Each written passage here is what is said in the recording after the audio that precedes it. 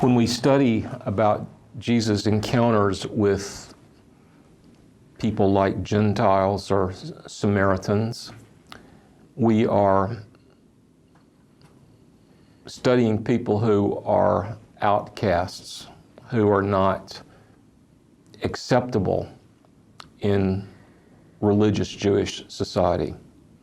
Some are outcasts because of who they are racially, the fact that they're not born into the covenant community, they're not Jews. Some are outcasts because of the moral choices they make, because of the lives that they live, which take them outside the pale of goodwill among those Jews who care about Torah, who care about doing what the Bible says we're supposed to do. In Luke chapter 7, Jesus encounters somebody in that category. Of course, the woman of Samaria was in both those categories. She was racially compromised as a Samaritan. She lived in a loose way, 5 husbands, living with a man she wasn't married to. Well, Jesus encounters another woman like that. When you realize how many women he took time with, when you realize how many women that he blessed, that he ministered to, you see right away how different he was. It's amazing that so many unbelievers condemn Christianity for keeping women down or making women second-class citizens. On the contrary, Christianity has exalted the role of women. Christianity may not be a friend to all the goals of women's liberation or feminism, but when you look at the influence of Christianity, when you realize what the attitudes were toward women among those people at that time, it's astounding the difference you see in the way that Jesus of Nazareth treated women. The kindness, the graciousness, the exaltation of women. And we also have to remember that there was no male agency in his conception. It was a woman who gave permission that her body be used and that the Messianic seed grow within her womb. It was a woman who nursed the Son of God and who brought him up, who swaddled him with baby clothes. You know, it's astounding. And here it's astounding, the grace and the mercy that he shows to this particular woman. And it's also astounding the contrast, because Jesus, it says in Luke 7:36, is having dinner with a Pharisee. Now here again you see great mercy and grace, because Jesus reserved his harshest condemnation for Pharisees. But that didn't mean that he extended no mercy to Pharisees. That didn't mean that he showed no love for Pharisees. That didn't mean that he spent no time with Pharisees. That didn't mean that he wasn't willing to fraternize socially with Pharisees. He was having a dinner at the home of a Pharisee. He chose a Pharisee to be his chief apostle, a Pharisee called Saul of Tarsus, who became known to us as the Apostle Paul. He was a Pharisee. So Jesus is full of grace, full of mercy, even to his bitterest enemies. So he goes to dinner at this Pharisee's house. He takes his place at the table, and then a woman who was a sinner. Now, the implication is that she was a moral sinner. I don't know if she was a prostitute, or I don't know if she was a woman who was just available, a harlot, somebody who was just what we in English would call it easy. She was just available to men who wanted her. I don't know if the men paid her. Probably they did. And that's probably why she had that reputation. A woman of the city who was a sinner. When she learned that he was at table in the Pharisee's house, she brought an alabaster flask of ointment. That is, she brought something very, very expensive. And standing behind him at his feet, weeping, she began to wet his feet with her tears. Now, there are lots of lessons here. There are many, many, many things going on. There are lessons here about salvation. There are lessons here about how to minister to people who are far from godliness. There are lessons here about evangelism. There are lessons here about religious hypocrisy. There are lessons here about the character of Jesus, what he's really like. One of the great lessons here is it's a lesson about worship. You know, one of the great controversies we have in the evangelical church in the West are the controversies over worship. 20 years ago, I called the placement office at my seminary. Placement office is the office that tries to get jobs for people who graduated from the seminary, because we had an open staff position at our church in Memphis. So I was very favorable to recruiting someone who'd gone to the school that I went to. So I call the school and I'm talking to the man in charge, and I tell him the kind of staff position we need to fill. And he said, "What kind of worship style do you have, contemporary or traditional?" And I just stopped and I said, "Is that the first question you ask these days?" He said, "Yeah, that's the first question." I thought, wow.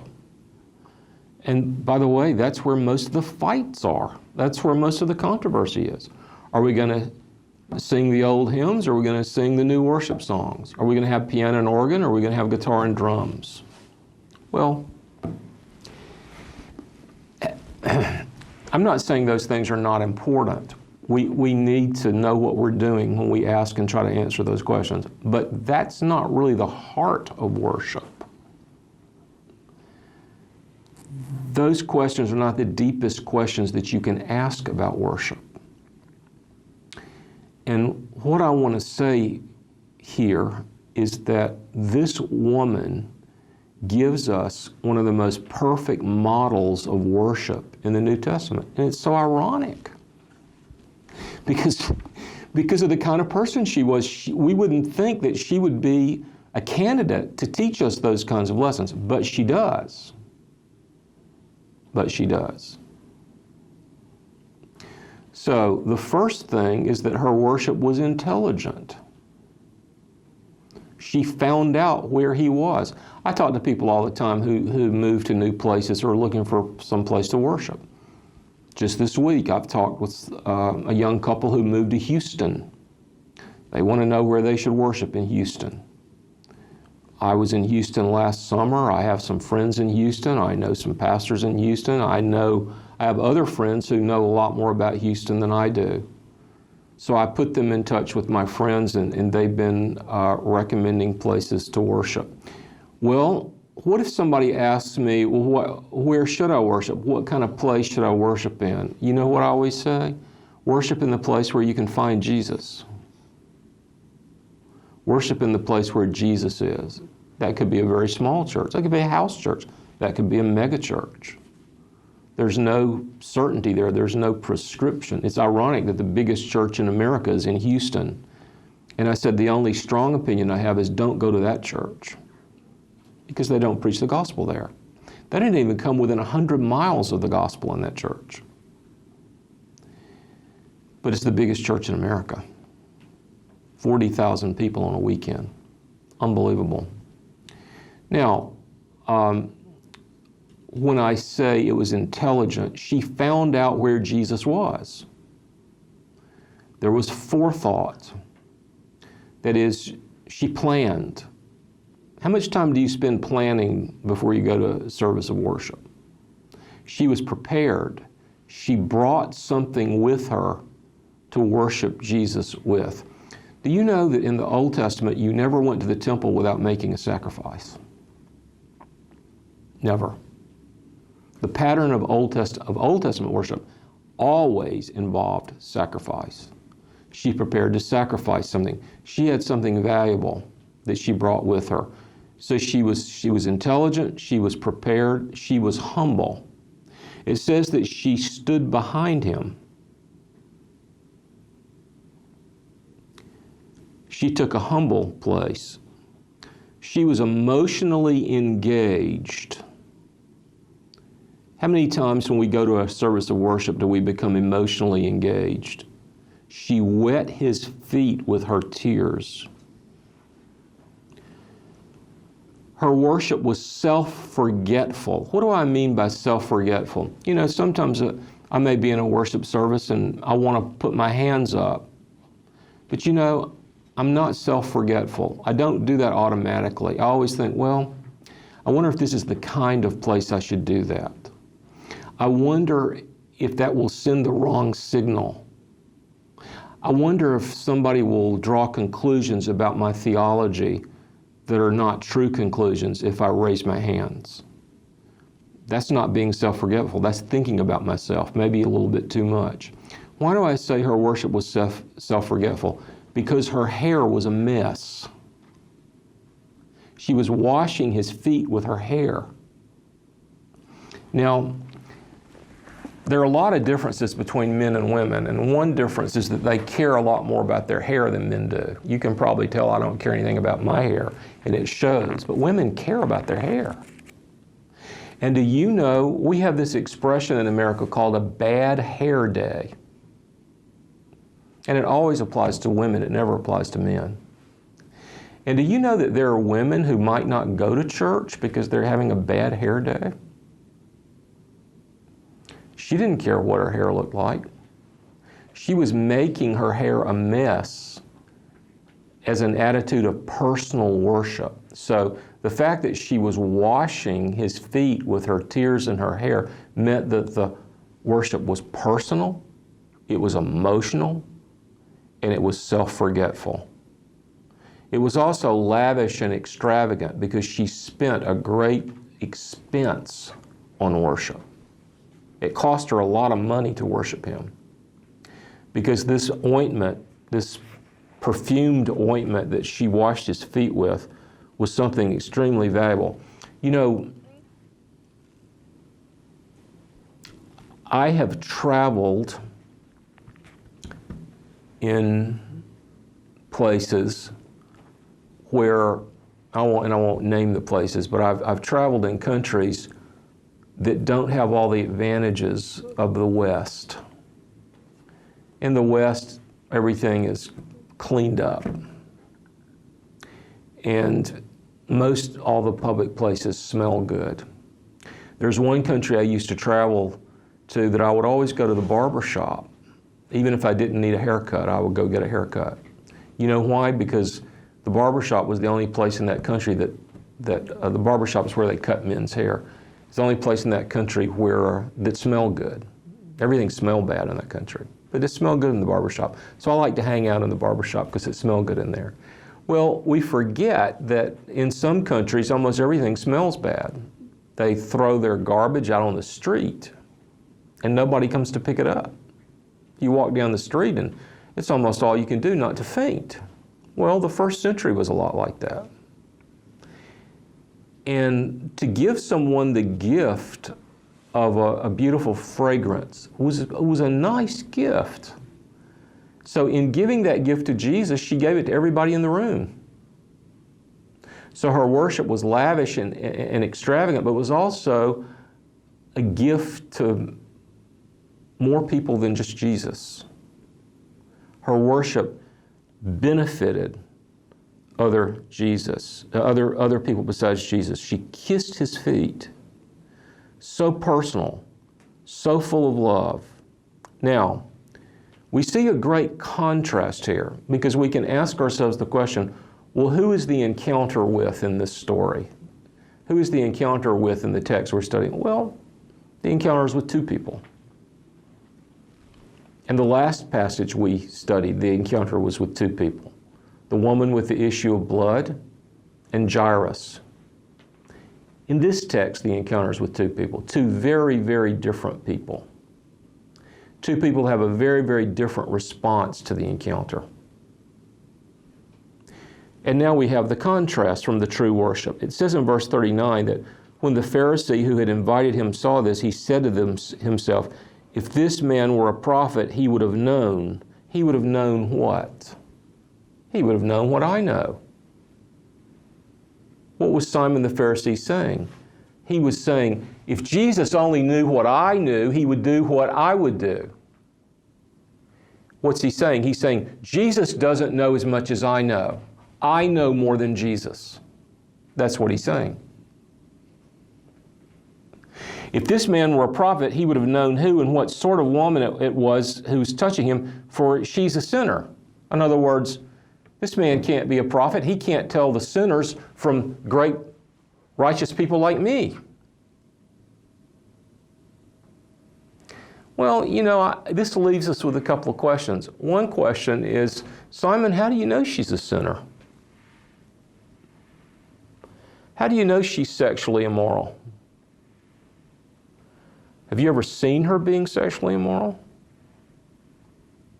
When would you have seen that? What was happening when you were watching that? Who was involved in that act of sexual immorality? It takes two people to be sexually immoral. Who was the other person? And Simon, how does she know what's happening in your house? How does she know who you're having dinner with? And Simon, how does she know her way around your house? How does she get access to your house? How did she just come into your house? Now, these are just questions I would have. I don't know if the questions mean anything. I don't know if he had ever been involved with her or not. I'm just curious to know why all these things are true. Well, here's the interesting thing. He's sitting there thinking, Jesus doesn't know. If he only knew what I knew, he would act like I act. If he knew as much about her as I know about her, he would think of her the way I think of her. This is the way Simon is thinking. This is what's going on in his mind. And here's the interesting thing. At that particular point, it says in verse 40 that Jesus answered him. Well, what's the interesting thing about that? He didn't say anything. How could Jesus answer him if he doesn't say anything? Well, we've talked about this before, haven't we? Jesus speaks to thoughts. And what I told you before was sometimes someone will say something and it will seem like Jesus changes the subject, and Jesus doesn't change the subject. He's the only one who knows what the subject is because he knows what the person is thinking. And I said sometimes he doesn't speak to the words because the words are hiding the thoughts. So he ignores the words and speaks to the thoughts. But in this case, there are no words. There weren't any words with Nathanael when he just spoke to Nathanael's thoughts. There was something happening between Jesus and Nathanael that we can't see all of it because Nathanael said, "How do you know me? How do you know this?" So what Jesus is proving to Simon, not only do I know all about her, I know all about you. And I got to tell you, what I know about you is more disturbing than what I know about her. And just to prove to you that I know about you, I'm reading your mind right now. I'm reading your thoughts. I'm speaking to your thoughts. And what does Jesus say when he speaks? Well, he says, "Simon, I have something to say to you." Now, do you remember what we said a little earlier today when we talked about the encounter of the Syrophoenician woman with Jesus, and we talked about how much grace Jesus was showing her, because Jesus is only in one place at one time, and he's taking time with her, he's talking to her. Okay, 3 years of public ministry, 33 years of life, 3 years of public ministry. How many places does he have time to have dinner? You know, I'm not very important, and I'm not very well known. But when I'm in America, I usually don't have much time. And quite often, even I will have more invitations than I can honor. Even people will say, "We've got to have dinner together." And I'll say, I sure hope we can, but we can't because I don't have any evenings left. Well, think about Jesus. Think about how many people want to have dinner with Jesus. Wow. But he goes to Simon's house. Even a small contribution can make a big difference. Jesus fed 5,000 people because of a little boy's 5 loaves. Regardless of the amount, your contribution is very important and greatly appreciated. Visit us at tvsseminary.com. Now, we've got 66 books of Scripture. We've got the Word of God written in the canonical Scriptures, 39 canonical books in the Old Testament, the Hebrew Scriptures, 27 canonical books in the Greek New Testament. Then we've also got the living Word of God incarnate, the Logos, the eternal Logos, the Lord of glory, God the second person, the Lord Jesus Christ, born of a woman, born under the law. We have concentrated revelation because all those 66 books point to Him. The world was made by Him, the world was made through Him. That's what it says in Colossians. He made everything that was made. That's what it says in John 1. Okay, so He goes to one man's house and He has dinner hosted by that one man. And then He says to that one man, Simon, I have something to say to you. The Logos, the Word of God incarnate. All of Revelation is now pointing like the tip of an arrow or the point of a spear right at this man. And now everything I have to say is just for you. Think about that. Think about the grace. I've got a message which is just for you. Wow. And what does He do? He tells a little parable. Simon, I have something to say to you. Simon says, say on, teacher. Let's have it. Say it. Get it out. I'm all ears. Then He tells a little parable. You know, there was a certain man who loaned money, and he loaned money to different people. Now, here's the interesting thing. You know who we're listening to? We're listening to the greatest teacher who ever lived. The greatest teacher who ever lived. I think that maybe all of you are sitting in this room because either you've already taught and you'd like to teach better, or one day you'd like to teach. Maybe you'd like to teach children, maybe you'd like to teach adults, maybe you'd like to teach those who are in between. Maybe you'd like to preach, maybe you'd like to teach. Maybe you'd like to teach formally, have a job teaching, maybe you'd like to teach informally, volunteer to teach. Maybe you'd like to teach old people or young people. Maybe you'd like to teach believers or unbelievers. Maybe you'd like to teach friends or you'd like to teach strangers. Maybe you'd like to teach the people who live in your country, or maybe you'd like to teach in missions. But probably you want to teach. You probably wouldn't be studying like this unless you wanted to teach, because most people don't study just out of curiosity. They study because they either want to make money or they want to pass it on. You're not going to make any money in ministry, but I hope you'll pass it on, and I hope you'll teach. So, you know what? We get a chance to look at the master teacher. What does he do? What does the master teacher do? The man who can not only teach us something, but he can teach us how to teach. Well, you know what? This passage is about worship, true worship. Not only does Simon not know anything about true worship, he doesn't even care anything about true worship. You know what Simon cares about? He cares about money. Because Jesus tells us, the Scriptures tell us, that the Pharisees loved money. They loved money. So Jesus tells a story about money. You think, oh, that's something Simon knows about. He didn't know anything about worship. He's really interested now. Jesus is going to talk about money. Wow, that's a subject he can get excited about. This is the master teacher. So he has to choose a subject to interest his student. So he talks about money. A certain money lender had two debtors, and one owed him 50,000 rubles and one owed him 5,000 rubles. And you know what? He forgave both of them. He said to the one who owed him 50,000, you don't need to pay me back.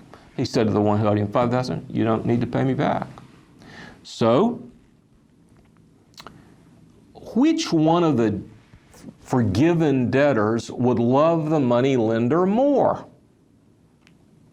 Jesus asks this question. Simon answers in verse 43, well, I suppose the one for whom he canceled the larger debt. And Jesus said, Simon, that's great. You got the right answer. Simon, I had almost given up on you. And here you got the right answer. That's fantastic. You got it right. That's true. The one who owed him the most. Then turning towards the woman, he said to Simon, do you see this woman? Now here's the interesting thing. Just a moment earlier, Simon was thinking, oh, if he could only really see that woman. If he just knew about that woman, what I know about that woman. If he only knew. So Jesus asked the question, do you see this woman? You think you know about this woman? You think you've really seen this woman? You think you understand this woman? Do you see this woman? Do you understand what she's just done? When I came into your house, you gave me no water for my feet. You know what that was like in those days? That was like not saying, would you like to come in and sit down? That was like not saying, can I take your coat?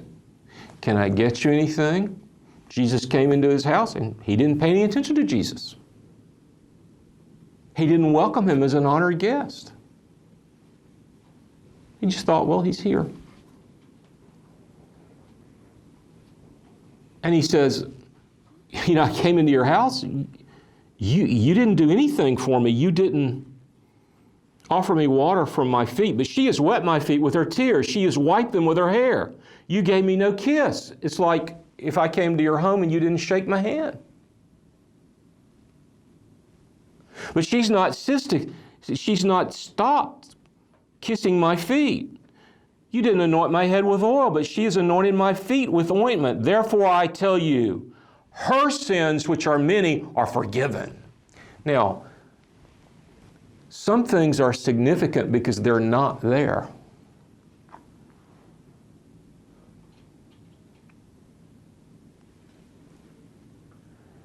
And he doesn't say that Simon's sins are not forgiven, because they're not. Her sins are forgiven. His sins are not, because he's not conscious of any sins. He didn't want to be forgiven because he didn't think there's anything to be forgiven. She's broken. She's crying because she knows she needs forgiveness. I don't know if we have time to get this on the video, but I'm going to tell this story really fast. There's a man named Tony Campolo who lives in Philadelphia. He was invited to teach in Hawaii. Hawaii is about 6 time zones away from Philadelphia. So the first morning he woke up in Honolulu, he woke up at 2 o'clock in the morning, wide awake, and he was very hungry. The hotel restaurant was not open, so he went out on the street to try to find an all-night cafe. He found one. As soon as he ordered breakfast, 6 women came through the door. And by the way they were dressed, it was about 3 o'clock by now. The way they were dressed, it was very obvious what their job was. And they had just gotten off work, and he thought, oh no, I've got to get out of here. But he'd already ordered his eggs, so he had to wait to get his eggs to leave. Well, while he was waiting, one of the girls said, today's my birthday. And another girl said, well, what do you want us to do, bake a cake? And the first girl said, well, I don't know why I would want you to bake a cake. Nobody's ever baked me a cake. So when Tony Campolo heard that, he thought, I'm not going to leave, I'm going to stay. So he waited until they all left. And then he looked at the man behind the counter. He said, do those girls come in here every night, every morning? He said, yeah, every morning. Every morning about this time? He said, yeah. Did you hear what she said about it being her birthday? He said, yeah. He said, if I come in an hour before they come in, and I help you, and I bring a cake, and I bring some other things, and if I stay after they leave and help you clean up, can we give her a birthday party? And he just stared at him, and he said, okay. So they did it. And the girl cried and cried and cried because she'd never had a birthday party. She'd never had a birthday cake. And after the girls all left, Dr. Tony Campolo, professor of sociology, PhD, stays and washes up and cleans the counter. And before he leaves, the man looks at him and said, "Are you a preacher?" And he said, "Well, I make my living teaching sociology, but I won't deny it. Yeah, I'm a preacher." And he said, "What kind of church do you go to?" He said, "I go to a church that might just throw a birthday party for a prostitute." And the man said, "I'd like to go to a church like that." So would I. That's it.